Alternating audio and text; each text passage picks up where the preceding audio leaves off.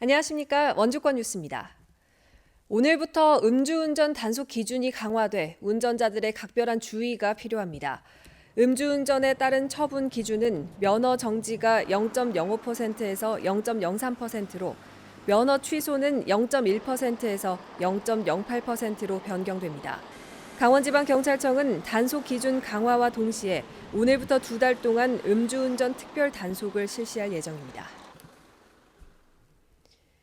원주의 한 지역 주택조합 관계자가 스스로 목숨을 끊는 안타까운 일이 일어났습니다. 건설 과정에 어려움을 겪고 있었던 것으로 추정되는데요. 조합은 상생을 무시한 시공사의 태도가 극단적인 결과를 가져왔다고 주장하고 있습니다. 이병선 기자입니다.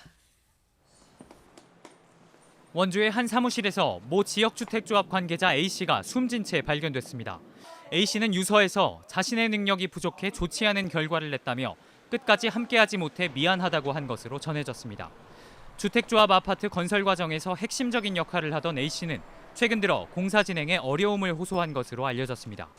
자기가 사업하는 게 몇 군데가 있는데 저도 빨리 가봐야 되는데 가지 못하고 여기 좀 발목이 잡혀가지고 자기 사업도 좀 제대로 못하고 있다고 막 그러면서. 이 조합은 지난 2015년 설립 승인을 받아 400여 명의 조합원을 모집했습니다. 지난해 6월에는 주택건설 사업 승인도 받았지만 1년째 첫 삽을 뜨지 못하고 있습니다. 조합원들은 이미 1억 원 가까운 금액을 냈지만 시공사가 조합원 비율을 80%까지 채워오라며 착공하지 않았다고 주장하고 있습니다.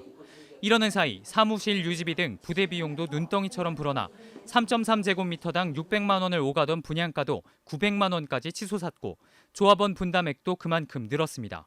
조합원들은 건설사의 일방적인 갑질이 고인을 죽음으로 내몰았다고 주장했습니다. 조건만 대출 맞게끔 조합원 비율 80% 맞춰. 그러면 그때 지어줄게. 그건 뭐 아무 건설사나 다 할 수 있는 거죠. 취재진은 해당 건설사의 입장을 듣기 위해 수차례 전화 연락을 시도했지만 끝내 통화는 되지 않았습니다.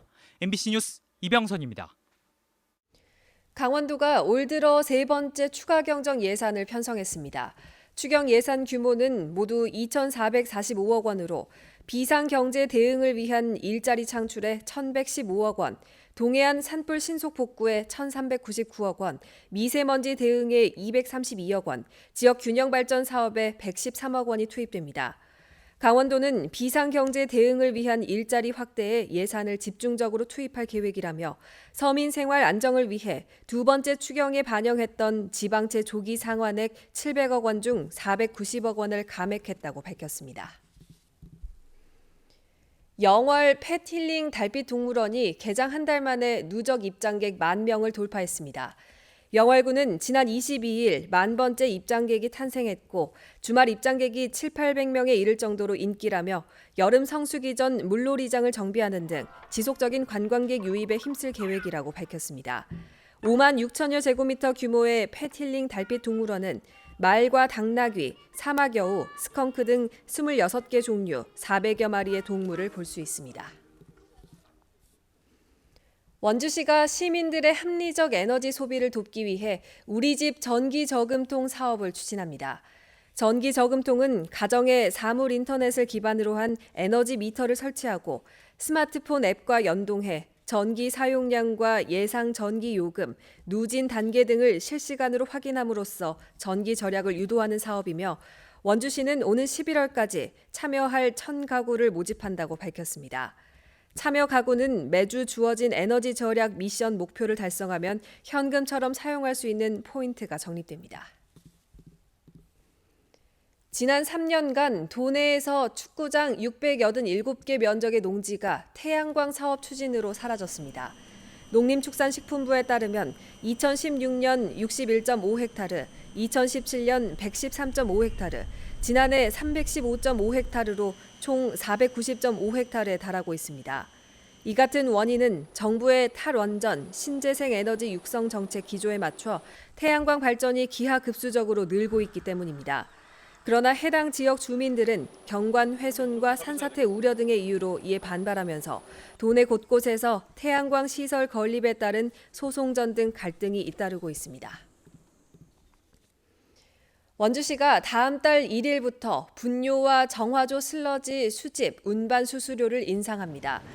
원주시는 분뇨 수집과 운반 수수료 원가 상정을 위한 용역 결과를 토대로 인상폭을 결정했으며 개인 하수 처리 시설의 수수료는 리터당 18원에서 21원으로 수거식 화장실은 리터당 15원에서 22원으로 올린다고 밝혔습니다.